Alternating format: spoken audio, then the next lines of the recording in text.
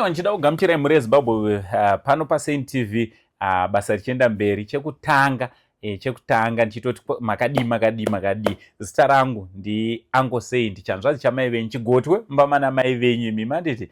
So sekuziva kwenyu kuti basa rangu kuti ndinge ndinotenderera ndichitsvaga kuti zviri kuitika mumativi mana. So nhasi ndiri kunoku kuStone Ridge uko kwandauya kuzoona vandakagara navo vandichakuintroducai. Asi chekutanga, kana usati wasubscribe, hit that subscribe button. Also follow us on Facebook pakanzi Saint TV.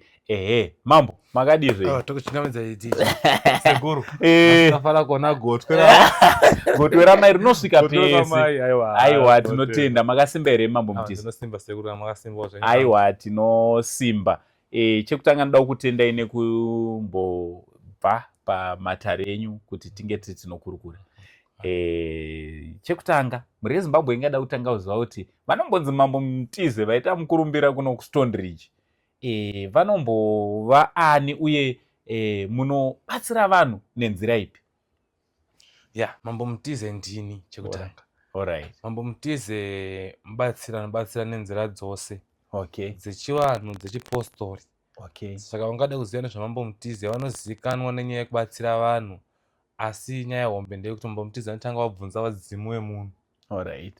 Kuti chii chiri kukonzeresa kuti munhu aite dambudziko rakadai kana kuti chichiitika pamunhu. Ndosaka mambo Mutize akaita mukurumbira. Ndopa vakasiyana nevamwe vabatsiri chete. Alright. Ndinoda kuti vanatsonzwisisa. Imi munobatsira nenzira yekuti pakanzi vanhu vari kuda kubatsirwa nenzira yechivanhu, kureva kuti zvoni yechin'anga, anditi inotoda mishonga, munogona kutopinda futi ipapo. Toti munhu ari kuti aiwa inanzi kuda zvese, indiri kuda zvemvura nematombo, mokwana futi? Ndinokwana futi ipapo. Alright. Ndinoda kwechikonzero chinoti ndikwane ipapo.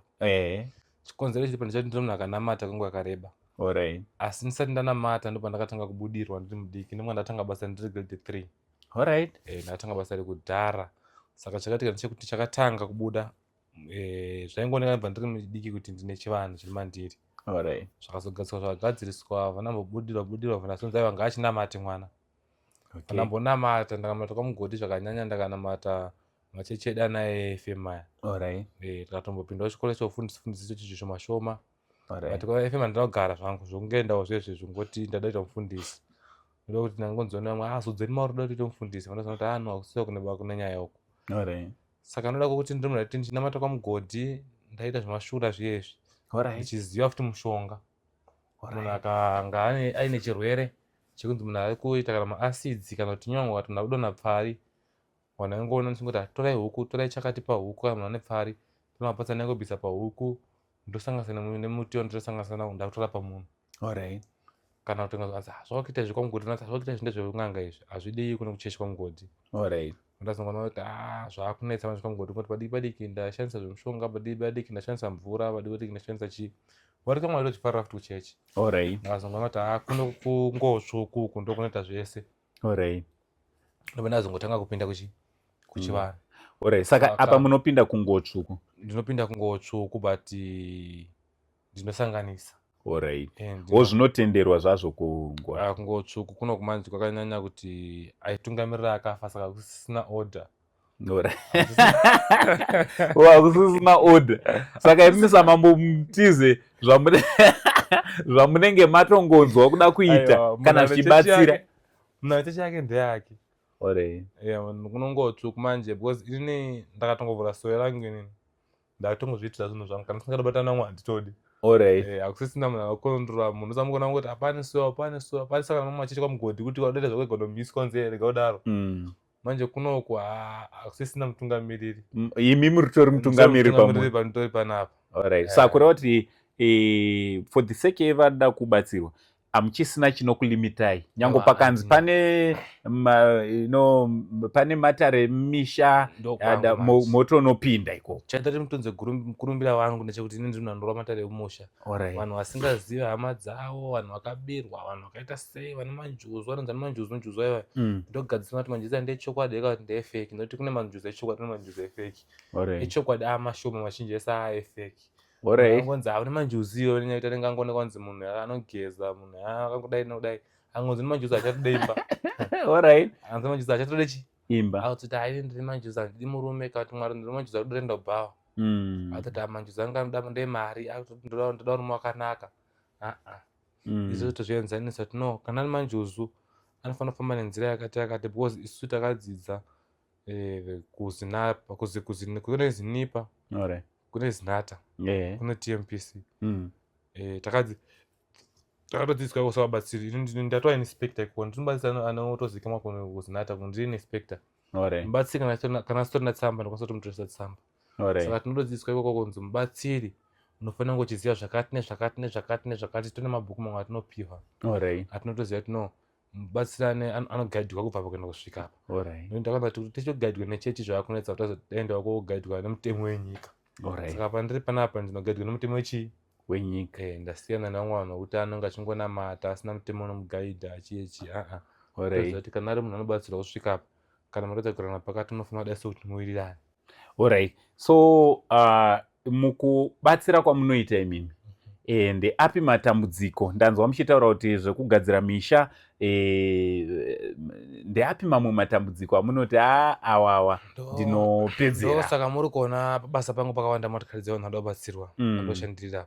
Nyaya iripo ndeyekuti vanhu kana vachiuya kwandiri vakuuya vanhu vakasiyana siyana, nekuti mumwe anonzwa kuti ndabatsira uyu dambudziko iri, mwanzo ndabatsira dambudziko iri.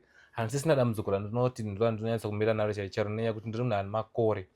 Zvafanira kuti ukaita makore kana kuti uchitengesa uri vhenda, unopedzisira watoziva kuti wakutoziva kuti ichi chine mari, ichi chine mari, ichi chine mari, ichi chine mari, zvese wangotengesa. Kana ane makore unomusika unenge wangosangana zvese.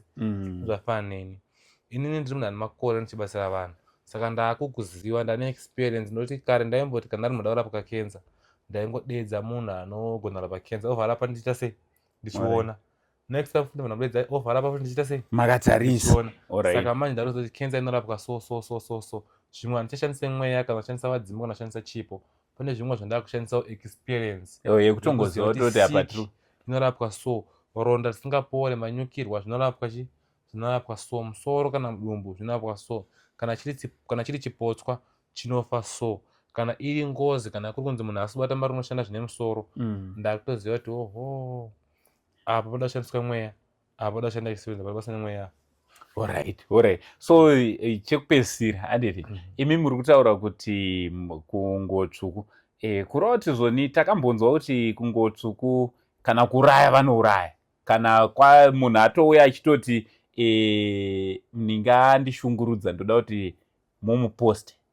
Nyaya yemago back to sender yakonzeresa vakawanda kuti vadyiwe mari, kuti hani ndikureva nanhingi, saka ndoda taitire go back to sender. Saka vakutonzi senda 1000 ndikureva, akutoenda kupa mubatsiri 1000, akutonzi ndakuita go back to sender. Chinhu chinonzi go back to sender inyaya yekuti mushonga unodzoswa kumuridzi wavo. Sekuti imimi ango muda kuuraya inini, mune kana chidhoma chenyu chamunotuma kwandiri, inini ndinoisirwa rudziviriro pandiri kuti chidhoma chenyu pachinouya kwandiri chinotsva, chatsva kunoku chinouya chichikupisa imimi. Dambudziko rinenge chifanira kuitika kwandiri robva raitika kunani, rodzoka, zvinobhamba zvodzoka. Saka hakuna go back to sender inoitika kuti munhu akaida kupengesa munhu achibva aurayiwa, iyo haisi go back to sender. Kana munhu achikonzeresa kuti munhu asaroorwe, handiti kana tachita munhukadzi anogona kugadzira kunzi iye muroyi azvimbe kupi? Azvimbe kunoku, because ari kukonzeresa dambudziko kuti munhu asaroorwe. Kana kuri kunzi munhu akaida kupengesa munhu pfungwa, toona kuti iye ndiye aite sei? Iye muridzi wazvigadzira. Kuti munhu ada kupengesa munhu asina chaamuita. Asina chaamuita. Isu tobva tatati munhu iye auraye munhu. Munhu anouraya ndiye munhu akaida kuuraya munhu, ndinonzi back to sender. Zvinongoda kuita iwewe nezvatinoita kunani. Zvinofanira kungodzokera zvotarisana newe. Asi nhasi muroyi anongonzi aiwa muroyi ngaafe, muroyi ngaafe.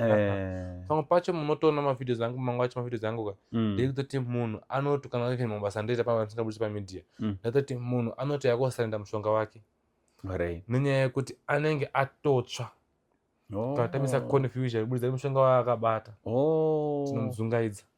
Saka muri kureva kuti zvoni it's possible, handiti, kuti munhu kwaari kukurongera zvaari kukurongera imi munokwanisa kuzviona kuti ninge ari kuronga ende munokwanisa kutoti izvo zvaatogadzira izvozvo posi venguva tsukuka ndoda kunditaure chokwadi mazimbabwenzi anondipupurira vanhu vanototya kutoti venguva tsvuku vanokura nguva tsvuku ingori chechi tongori izita chinonzi nguva tsvuku ijira iri itori chechi because kandi titorina nguva ikai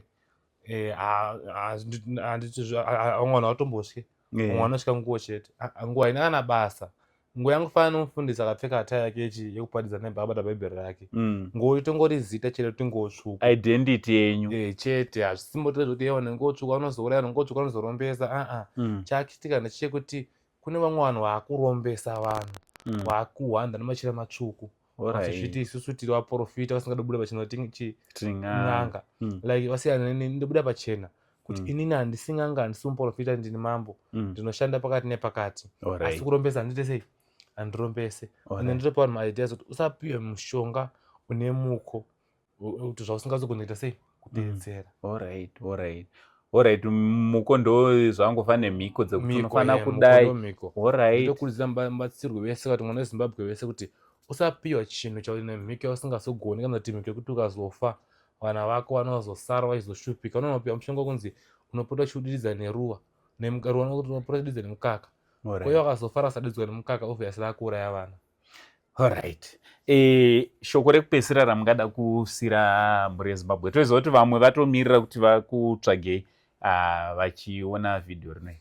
Mhuri yeZimbabwe ndinokurudzira kuti ngwarai kwete kumhanya kunobatsirwa musati manzwisisa kuti upenyu hwemubatsiri kundibatsira anobatsira kusvika papi.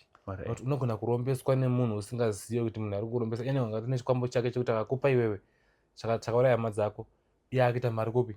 Alright. Kuna mabatsiro kuti anogona kurombesa iwewe mushonga wakupa ndio unoenda kunouraya hama dzako ropa iro rama yake rinenge richitorwa nemushonga wake mumboni waanenge anawo. Otoita mari iyi. Otoita mari iyi. Saka zvine ngozi kezvo. Kuromba kune ngozi. Alright. Saka mhuri yeZimbabwe ndiri kuudza kuti aiwa chikuru kana uchinge wavimba nemubatsiri kuti anokubatsira uimba neasombe nemubatsiri stereki kupfuura Mwari. Alright. Inini ndinobatsira chero ari kunze kwenyika, ndinobatsira chero ari hapana pasingabatsira chero ari pasi pemvura. Chero ane hama dzakatsakatika tinotsanangura zvese matare ese tinoti tinojekesa. Handisi kumanikidza munhu kuti uya uine madhaudzi. Ndoda kunoku munhu akuti unenge uchitoimba kuti ndakasvika kuna madambudziko angu unoita sei zvinopera. So saka faith ndo imwe inodiwa pabasa renyu. Ina handidi munhu ane akwanisa chidhauta. Saka kana uzondicha aiwa musa muchinzi wame wakawanda chita kandifonera kana kanzwa kuti munhu kuti kana uchidhauta yako gara ita sei yako warega. Because kana kuna Mwari chako munhu kana uchitenda muna Mwari kuti dambudziko rangu rina Mwari rinopera obviously unoita sei rinotopera. Chakata kuti munhu azive kuti kuna Mwari hapana munhu akamboona Mwari face to face asi anotenda maari kuti Mwari ariko. Saka kana uchitenda kuti dambudziko rangu rinopera kuno kunoita sei rinobara pera. Ringava rihombe sei kana chingotenda chitoti ndoripedza aiwa mhuri yeZimbabwe ndibatei kana chingotenda kuti dambudziko rangu rinopera kwandiri. Ayo ndofunga mangozvinzwira mhuri yeZimbabwe. Tati nhasi getuye tizokuintroducai kwavari vamwe vanenge muchivaziva but panapa tanga tisati takamboita navo interview. Vamwe vangada kuziva kuti ndekupi kwatiri. Aiwa tiri muguta reHarare kunonzi kuStone Ridge. Chaunogona kungoita iwewe kana wada kunge uri unosvikawo panzvimbo unobatsirwa nhamba dzavo ndo dziri pascreen. Motozodzokawo muchitipa mumatestimony kuti aiwa ini zvangu zvakanofamba so. Toiziva kuti vamwe mune musingade kubuditswa pamhepo. Zvakanakira kuti tinge tiri tinongoziva kuti matambudziko zvechokwadi ari kubatsirwa achipera. Aiwa, what do you think about this video? Kindly share this video kune vamwe dzimwe dzenguva vangabatsirike. From Uncle Saint, Kotwere Mbama na mai venyu mimi. For now, it's much love and God bless.